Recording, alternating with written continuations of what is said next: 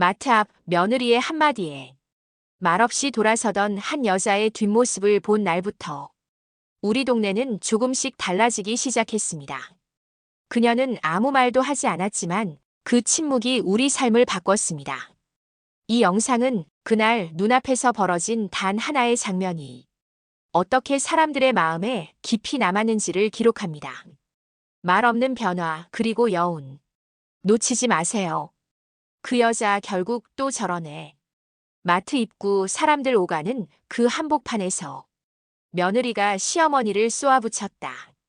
어머님, 그런 건 집에서 좀 하시죠. 그 말 한마디에 모든 게 멈춘 것 같았다. 안녕하세요. 저는 한경자라고 합니다. 올해 63, 자식 둘 다 출가시킨 뒤 조용한 단지 안에 혼자 살고 있어요. 크게 욕심 부리지 않고 평범하게 살았어요. 그날도 마트에 반찬거리 사러 나가던 참이었어요. 마트 앞에서 누군가 언성을 높이고 있었어요. 자연스레 발길을 늦췄죠. 그 장면을 보고 싶은 게 아니라 그 소리가 마음에 걸렸어요. 그건 그냥 소리가 아니라 사람의 숨결이더군요. 앞에선 중년 여자가 서 있었고 그 앞에 젊은 여자가 눈을 치켜뒀어요. 장바구니를 든 손이 덜덜 떨리고 있었어요.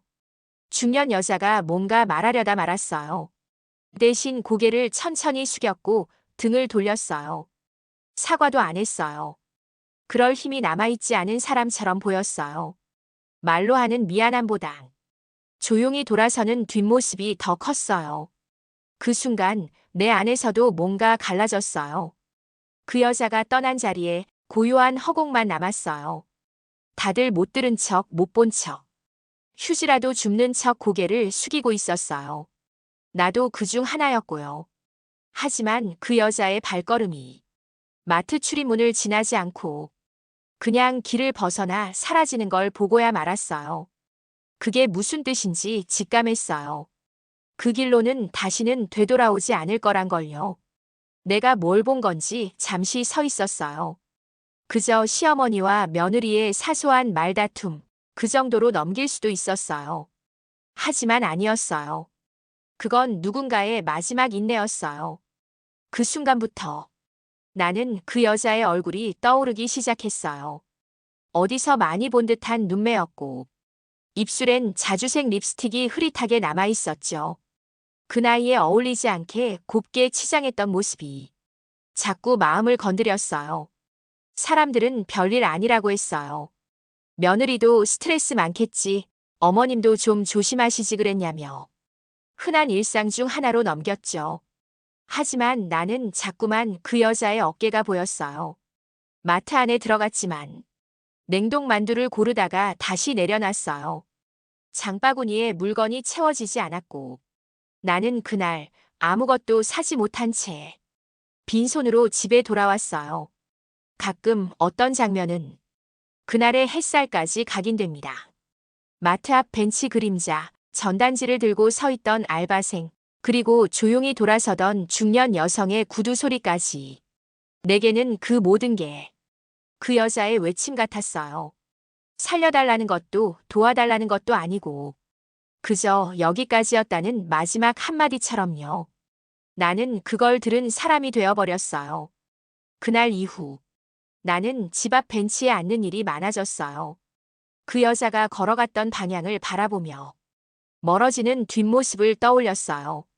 마치 내 과거가 멀어지는 것처럼 느껴졌죠. 나는 어느새 그 여자의 이름을 만들고 있었어요. 그녀를 윤이라 불러야겠다고 생각했어요. 아무 이유 없이 그냥 그렇게 부르고 싶었어요. 그래야 내 마음 어딘가에 머물 것 같았거든요. 그녀는 내게 낯선 사람인데 낯설지 않았어요. 그녀가 받은 상처가 어딘가 내 마음에도 똑같이 새겨져 있었거든요. 그날 이후 나는 그냥 살 수 없었어요. 왜 꼭 그렇게 말해야 했을까? 그 말 마트 앞에서 하지 말고 그 여자의 식탁 위에서 했으면 어땠을까? 문득 그런 생각이 들었다. 그날 이후로 나는 너무 자주 그녀를 떠올리게 됐다. 아침이면 창밖을 오래 바라보게 됐고 평소처럼 마트를 향해 걷다가 다시 발걸음을 되돌리곤 했다. 그 여자의 얼굴이 아닌 그녀의 등만 자꾸 떠올라서 그랬다. 내가 왜 이렇게까지 신경 쓰는 건지 처음엔 나도 이해하지 못했다. 하지만 생각해보면 그녀는 내가 겪었던 말들을 그 자리에서 그대로 들은 사람 같았다. 며느리에게 무안 주지 말라는 말, 아들 앞에서 조용히 좀 하라는 말, 주방에서 설거지할 땐 소리 나지 않게 하라는 말, 내가 들은 모든 말들이 그날 그 여자의 등을 타고 흘러내렸던 것 같다. 나는 내 기억을 뒤적이기 시작했다. 그런 일이 있었지 하며 소리 없이 떠오르는 장면들. 식탁 끝에 혼자 앉아 밥을 뜨던 시간들. 생일날 아침에도 아무 말 없이 청소기 돌리던 아들. 그게 이상한 줄도 몰랐던 시절이 있었다. 나는 그냥 조심하는 게 집안 평화를 지키는 거라 믿었으니까. 그 여자의 조용한 뒷모습을 본 순간 내가 지켜온 건 평화가 아니라 침묵이었다는 걸 알게 됐다. 그날 밤 거울 앞에 섰다. 주름이 깊어졌고 입가엔 말없이 살아온 흔적이 남아 있었다. 그 주름을 따라가다 보니 어느새 눈가가 뜨거워졌다. 다음 날 나는 마트 앞 벤치에 다시 앉았다. 그 여자가 걸어가던 방향으로 눈을 떼지 않고 바라봤다. 혹시라도 다시 마주칠 수 있을까? 그런 마음이었는지도 모르겠다. 시간이 지나도 그녀는 보이지 않았다. 대신 다른 사람들이 보였다.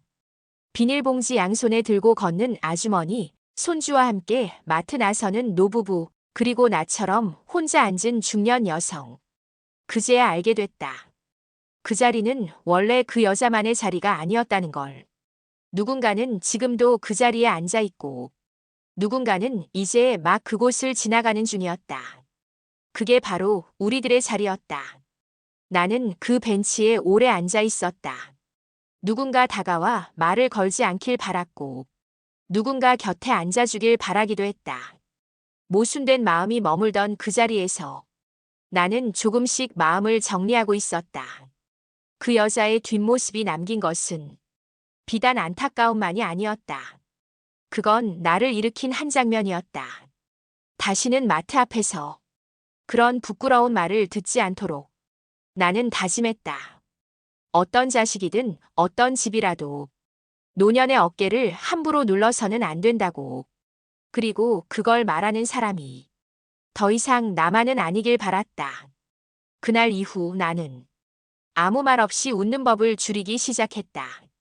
속상한 건 속상하다고 말하고 서운한 건 서운하다고 털어놨다. 처음엔 쉽지 않았지만 그래도 시작해야 했다. 그 여자의 이름은 아직도 모른다. 하지만 이름 없이도 그녀는 내 삶 깊숙이 들어와 있었다. 아마 그녀도 어디선가 내가 있는 방향을 떠올리고 있을지도 모른다. 나는 그날 본 게 한 장면이 아니라 한 세대의 울림이었다는 걸 이제야 조금씩 이해하게 되었다. 사람은 그렇게 갑자기 사라지지 않는다. 아무 말 없이 흔적 하나 없이 돌아서는 건 이미 오래전부터 마음이 떠나 있었다는 뜻이다. 그 말 나도 알고 있었다.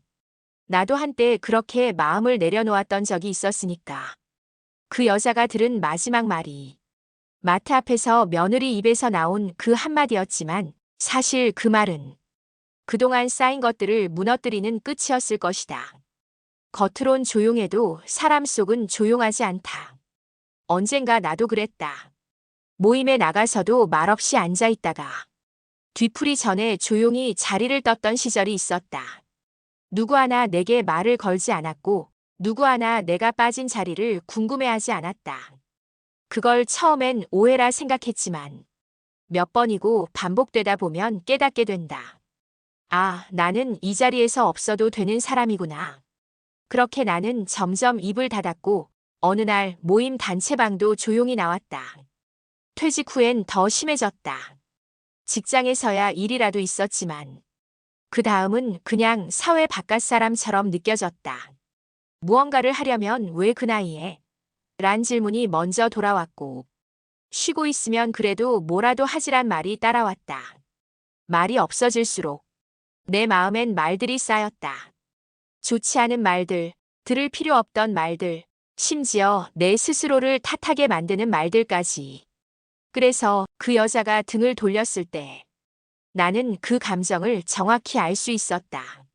그건 격한 감정의 폭발이 아니라 오래 참은 사람이 보여주는 마지막 절제였다. 남편 없이 혼자 살게 된 지 8년째였다. 처음 1년은 괜찮았다. 시간이 약이라는 말에 기대며 지냈고 정막도 시간이 지나면 익숙해진다 생각했다. 하지만 2년, 3년 그리고 5년이 되자 달라졌다. 그제야 진짜 고독이 무엇인지 알게 됐다. 연락이 줄고 안부를 묻는 목소리가 사라졌다. 사람들은 내 곁을 떠난 게 아니라 조용히 내 자리를 비워버렸다. 그 자리에 아무도 다시 앉지 않았다. 그래서 그 여자가 사라지기 전 내게 무언의 신호를 보낸 것 같았다. 아무도 없던 마트 앞 벤치, 텅 빈 공간과 조용한 거리, 그 여자의 걸음에 실린 결심이 그랬다. 우리는 종종 무언가 터지기 전에 조용함을 잇는다. 그 조용함이 더 위험하다는 걸. 사람들은 모른다. 그 안에 수천 마디가 눌려 있다는 걸 모른다. 그날 이후 나는 내 말들을 정리하기 시작했다. 누구에게도 하지 못했던 말들, 웃으며 넘겼던 기억들, 그 모든 걸 꺼내 쓰기 시작했다. 혼잣말처럼 시작된 일기장에 그 여자의 이름을 써넣었다. 내가 지어준 이름이지만 그녀를 잊지 않기 위한 의식처럼 반복했다. 윤희, 윤희, 윤희. 그 이름 아래 나도 조금씩 살아났다. 누군가는 말할 것이다. 그저 지나가는 일이었다고, 다 큰 어른들끼리의 감정 싸움이었다고. 하지만 나는 안다. 그건 어떤 이의 인생 마지막 인내였을지도 모른다는 걸. 사람들은 말한다. 참고 견디는 게 미덕이라고. 하지만 나는 이제 안다. 가장 무서운 건 조용히 사라지는 마음이라는 걸. 그 여자는 그렇게 사라졌다. 그 집, 이제 대답하지 않는다. 초인종을 눌러도 인기척이 없고, 창문엔 커튼이 언제나 그대로였다. 현관 앞 신발도 사라졌고, 경비실 벽엔 그녀 이름으로 된 메모 한 장이 붙었다. 택배는 문 앞에 두세요. 그 문장은 짧았지만 어떤 이의 심정이 고스란히 담겨 있었다. 대화 대신 메모로 응답하는 집. 그 집은 지금 가장 또렷한 언어로 말하고 있었다. 며칠 전 경비실 앞에 우연히 멈춰 섰다. 익숙한 이름이 눈에 들어왔다. 최윤희 101동 502호. 문득 가슴이 덜컥 내려앉았다. 그녀가 여기에 있었다는 사실이 현실이 되어 다가왔다. 이름 아래 작게 적힌 메모 문구를 읽으며 나는 그 벤치에 다시 앉았다. 전에는 그녀의 뒷모습을 따라갔지만 이젠 그 집 자체가 그녀의 말이 되었다. 그녀는 사람 대신 공간을 통해 자신을 드러내고 있었다. 창문은 항상 닫혀 있었고 거실 불은 거의 켜지지 않았다. 대신 문틈 사이로 흘러나오는 아주 낮은 볼륨의 클래식 음악이 있었다. 피아노 선율이 마치 속삭이듯 흐르고 있었다. 나는 그 음악이 누군가의 눈물을 닦아주는 소리라고 느꼈다. 하루 종일 조용하다가 저녁 무렵이면 음악이 조금 길어졌고 때론 현관 앞에 놓인 우유 팩 하나가 사라진 채였다. 며느리가 한두 번 다녀가는 걸 봤다. 하지만 이상했다. 초인종이 울리는 법이 없었고 문이 열리는 소리도 들리지 않았다. 그녀는 그 문을 열지 않고 그냥 있었다. 마치 문이 아닌 벽을 사이에 둔 듯. 그 사이엔 차가운 공기만 떠다녔다. 누구도 그녀를 부르지 않았고 그녀도 누구를 기다리지 않았다. 그건 단절이 아니라 선택처럼 보였다. 누구에게도 내어주지 않는 시간. 그녀는 조용히 그 시간을 살아가고 있었다. 그건 결코 외로움이 아니라 오랜 침묵 끝에 손에 쥔 자존처럼 느껴졌다. 자신만의 방식으로 살아가는 법을 익히고 있는 듯 했다. 이웃들은 말이 없었다. 그저 가끔 엘리베이터에서 그녀가 내리는 층을 슬쩍 엿보는 정도였다. 그 이상은 누구도 묻지 않았고 그녀는 물을 틈도 주지 않았다. 그녀의 집 앞을 지나칠 때면 나는 걸음을 느리게 했다. 그 문이 열릴 리 없다는 걸 알면서도 혹시 오늘은 음악 대신 다른 소리가 들리지 않을까 기대했다. 하지만 그 집은 언제나 조용했다. 고요는 깨지지 않았고 그 조용함은 이제 더 이상 무섭지 않았다. 그건 한 사람의 단단한 선택이었으니까. 나도 언젠가 그녀처럼 조용히 살고 싶다는 생각을 했다. 누군가의 눈치도 보지 않고 누구의 손끝에도 상처 입지 않는 거리에서 하루를 나만의 방식으로 쌓아가는 삶을. 누군가는 그녀를 외톨이라 부를지 모른다. 하지만 나는 안다. 그녀는 혼자가 아니라 오랜 상처 끝에 돌아온 자기 자리에서 제 목소리를 찾은 사람이라는 걸. 초인종이 울리지 않는 그 집, 그건 가장 큰 말이 되어 있었다. 이젠 아무에게도 허락하지 않겠다는, 다시는 누구에게도 흔들리지 않겠다는 침묵보다 단단한 울림이었다. 됐어요. 그건 제가 알아서 할게요. 그 말이 아주머니 입에서 나온 순간 나는 고개를 돌렸다. 그건 낯선 소리가 아니었다. 윤희 씨가 보여준 대답하지 않음과 같은 결이었다. 이후 동네엔 아주 작은 균열이 생겼다. 조용하던 벤치 옆에서 아이를 봐달라는 며느리의 목소리에 할머니 한 분이 조심스럽게 고개를 저었다. 그저 오늘은 피곤하다고 했지만 표정은 단호했다. 그 장면이 낯설게 느껴졌다. 이 동네에서 그런 표정은 언제나 젊은 쪽이 짓던 거였으니까.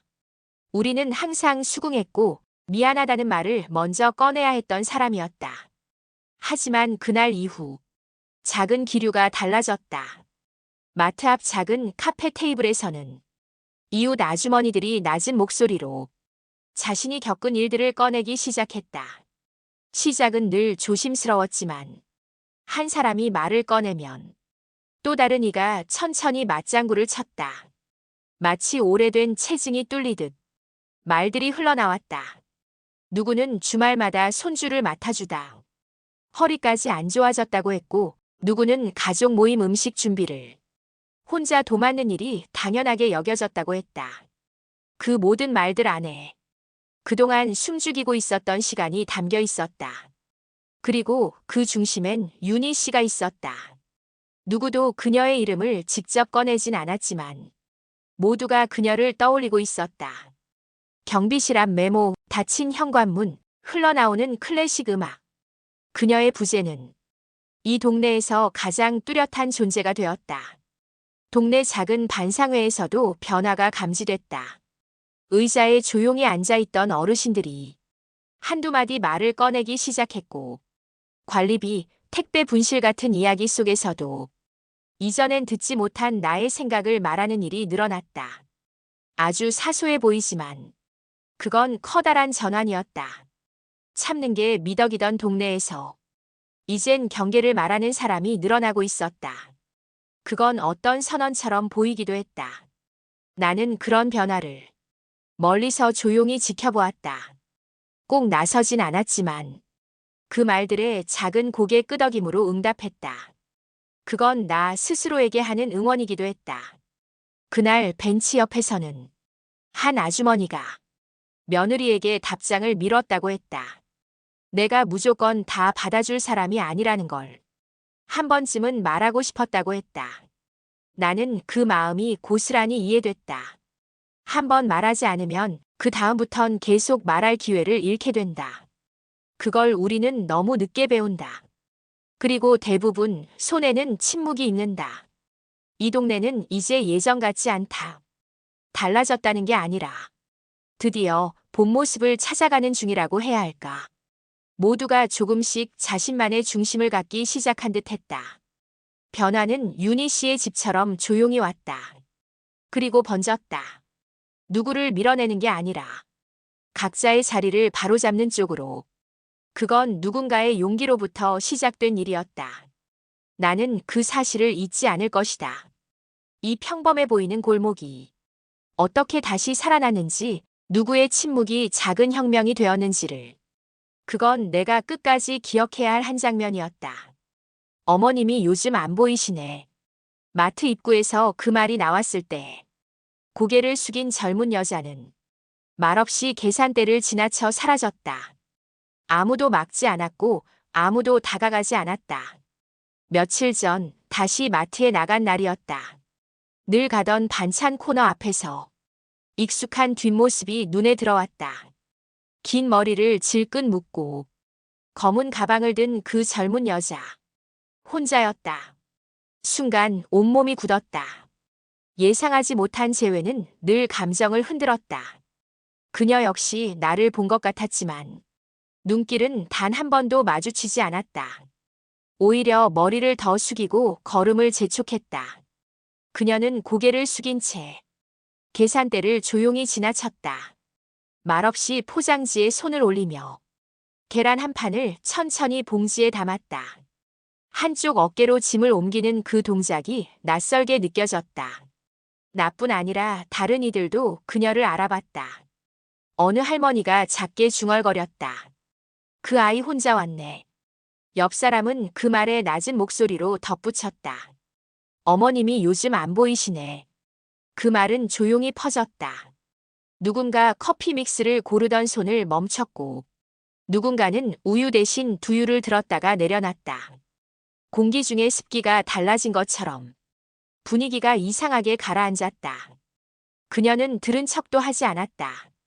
아니, 정말 못 들은 것처럼 굴었다. 계산을 끝낸 뒤 봉지를 한 손에 든 채 정면만 보고 마트를 빠져나갔다. 나는 그 뒷모습을 오래 바라봤다. 등이 구부정했다. 바닥만 보며 걷는 걸음은 어딘가 불안정했지만 멈추진 않았다.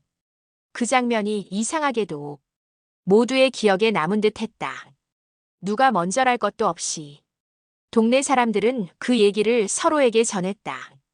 마트에서 그 젊은 여자를 봤다는 말과 함께 그녀는 예전보다 말이 줄었고 아이를 데리고 다니는 모습도 보이지 않았다. 마을버스 정류장에서도 혼자 서 있었고 아파트 입구에서는 늘 고개를 숙인 채 걸었다. 누구와도 눈을 마주치지 않았다. 그게 바로 지금의 상황을 말해주고 있었다. 말하지 않아도 사람들은 안다. 눈빛 하나, 뒷모습 하나로 어떤 일이 있었는지 눈치채게 된다. 하지만 아무도 직접 묻지 않았다. 우리 동네 사람들은 그런 질문을 잘하지 않는다. 대신 그저 조용히 수긍하거나 서로를 향한 시선으로 판단을 주고받는다. 그 시선이 지금은 그녀를 향해 있었다. 나는 잠시 눈을 감았다. 그녀도 어쩌면 그날의 일이 매듭이 아니라 시작이었다는 걸 뒤늦게 알아가고 있는 중일지 모른다고 생각했다. 누군가를 떠나보낸 사람은 결국 혼자가 되니까. 그날 마트 앞 그녀가 사라진 그 장면은 아무 말도 하지 않았지만 모두가 이해하고 있었던 장면이었다. 누구의 잘못이라고 쉽게 말할 수 없는 그런 장면. 윤희 씨는 보이지 않았고 그 젊은 여자는 그 자리를 채우지 못했다. 빈자리의 무게는 오히려 더 컸고 사람들은 더 이상 말하지 않았다. 그저 서로의 눈을 피했다. 나는 다시 벤치에 앉아 그녀가 지나간 출입문을 바라보았다. 마치 오래전 누군가가 뒷모습만 남기고 사라지던 장면을 되풀이하듯 바라보게 되었다. 아니요, 그건 제 몫이 아닙니다. 그날 처음으로 그렇게 말했다. 말을 꺼낸 나 자신이 가장 놀랐다. 상사의 표정이 굳는 것도 봤지만 이상하게도 마음이 시원했다. 그 중년 여성은 돌아오지 않았다. 경비실 벽의 메모는 사라졌고 그녀의 집에서 흘러나오던 음악도 멈췄다. 그런데도 이상하게 그녀는 여전히 공간을 채우고 있었다. 그 자리에 없는데도 사람들 사이에선 그녀의 이름이 조심스레 오갔고 마트 앞 벤치에 앉으면 문득 그녀가 바로 옆에 있는 듯한 느낌이 들었다. 그건 존재보다 깊은 여운이었다. 나는 그걸 처음엔 이해하지 못했다. 하지만 시간이 흐르며 깨달았다. 누군가의 침묵이 그토록 명확한 메시지를 줄 수 있다는 걸. 그녀는 말하지 않고도 모두에게 말을 남겼다. 더는 참지 않겠다는 선언. 누구의 허락도 받지 않은 결단. 그건 소란스럽지 않았지만 사람들의 마음속엔 단단히 새겨졌다. 마치 돌멩이를 물속에 던졌을 때처럼 파문은 작게 시작됐다. 가장 먼저 나 자신부터 달라졌다. 그날 직장에서 상사가 습관처럼 내게 떠넘기려던 일을 그냥 넘기지 않았다. 단 한마디로 선을 그었다. 그 한마디가 이렇게 어려웠나 싶었다. 말하고 나서야 숨이 트였고 그제야 내가 얼마나 오래 입을 닫고 살았는지 실감했다. 조용히 순응하는 게 미덕이라 여겼던 시절, 그건 결국 나 자신을 잃는 일이었다. 윤희 씨는 내가 알지 못하는 방식으로 자신을 지켜낸 사람이었다. 사람들은 그녀를 불편해했지만 그건 아마도 더는 만만하지 않다는 신호였기 때문일 것이다. 그녀의 단절은 차가운 게 아니었다. 그건 나를 포함한 수많은 사람들에게 지켜야 할 경계를 가르쳐주는 행동이었다. 사람과 사람 사이의 거리란 그렇게 조율되는 것이었으니까. 이웃 아주머니도 말하셨다. 예전 같았으면 그냥 받아줬을 텐데 이젠 조금씩 생각하게 된다고. 그 말이 낯설지 않았다. 우리 모두에게 변곡점이 된 사람이 있었으니까. 그녀가 있었던 자리엔 여전히 그림자가 남아 있었고 그 그림자는 언젠가의 고요함처럼 우리를 감싸고 있었다. 누군가는 그 조용함을 불편해했지만 나는 오히려 위로를 받았다.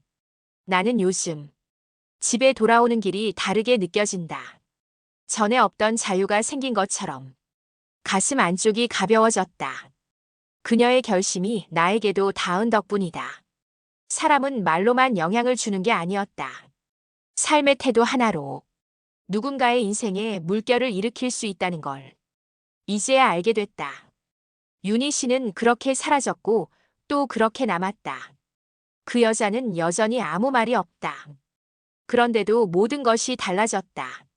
말하지 않아도 전해지는 의지, 보이지 않아도 느껴지는 중심이 이제 이 동네를 지배하고 있었다. 그녀는 단 한마디 하지 않았다. 떠난다는 말도 힘들다는 말도 억울하다는 표현도 없었다. 그저 돌아섰을 뿐이었고 그 한 걸음이 지도를 다시 그렸다. 요즘 동네 풍경이 다르다. 자신의 일정이 있다고 말하는 할머니들이 늘었고 시댁 일정을 미리 확인하겠다는 며느리들도 생겼다. 서로가 서로에게 조심스러워졌다는 건 경계를 알게 됐다는 뜻이었다. 그건 누군가가 경계선을 확실히 그어주었기 때문이다. 말없이 놓인 선 하나가 사람들의 예전 태도를 흔들기 시작했다. 이젠 누구도 함부로 요구하지 않고 받아주는 쪽에서도 당연하다는 말은 줄어들었다. 마트 앞 벤치에도 변화가 있었다. 이전엔 주로 손자 기다리는 할머니들이 앉아 있었는데 요즘엔 친구와 나눌 커피를 들고 앉아 있는 이들이 많아졌다. 자신을 위한 시간을 챙기는 얼굴들. 그 속에 나도 있었다. 나 역시 달라졌다. 남이 정해주는 역할을 따르던 내가 이젠 내 시간을 조율하고 내 자리를 지키는 사람이 되었다. 그녀는 보이지 않는다. 그 집 창문도 늘 닫혀 있고 문틈으로 흘러나오던 음악도 더는 들리지 않는다. 하지만 이상하게도 그 집 앞을 지나갈 때마다 뭔가 울린다. 마치 그 여자의 목소리가 공기 속에 머물고 있는 것처럼, 그 고요한 자리가 말하고 있는 것처럼. 누구도 넘지 마세요. 여기는 제 삶의 공간입니다. 그런 메시지가 느껴진다. 사람들은 종종 물었다. 그 여자가 다시 돌아올까? 나는 그 질문에 대답하지 않았다. 돌아온다는 게 뭘 의미하는지 이젠 나도 잘 모르겠기 때문이다. 그녀는 이미 돌아온 것이나 마찬가지였다. 그녀가 남긴 조용한 단절이 우리 모두를 움직이게 했고 그 움직임은 지금도 계속되고 있으니까. 그건 어떤 말보다 분명한 귀환이었다. 이젠 이 동네에 말없이 선을 긋는 여자들이 많아졌다. 나도 그 중 하나가 되었고 이름을 몰라도 닮은 사람들끼리는 서로를 알아보게 된다. 누구도 다시 그 선을 쉽게 넘지 못한다. 그건 불편함이 아니라 배려의 다른 형태가 되었다. 늦었지만 결국 찾아온 변화였다. 그녀는 내게 질문을 남겼다. 당신은 누구를 위해 살아왔고 지금은 누구의 얼굴을 먼저 떠올리는지. 그 질문 앞에서 나는 오랫동안 숨을 고르게 되었다. 지금도 가끔 창문 너머 잔잔한 음악이 들리는 듯하다. 실제로 들리는 건 아니겠지만 그녀가 남긴 삶의 방식이 이젠 내 안에 음악처럼 울리고 있으니까. 그렇게 나는 오늘도 내 자리에서 내 시간을 살아간다. 그리고 그 자리에서 조용히 선을 긋는다. 그건 더 이상 도망이 아니라 선택이다. 그녀는 다시 돌아오지 않았습니다. 하지만 조용한 결단 하나가 이웃의 삶을 바꾸고 내 삶까지 바꾸었습니다. 이제 이 동네엔 자기 자리를 지키는 여자들이 늘어나고 있습니다. 그리고 누구도 그 선을 쉽게 넘지 못합니다. 당신의 삶에도 지켜야 할 자리가 있다면 이 이야기가 작은 용기가 되었으면 좋겠습니다. 구독과 좋아요로 함께 해주세요. 다음 이야기에서도 따뜻한 변화 이어갑니다.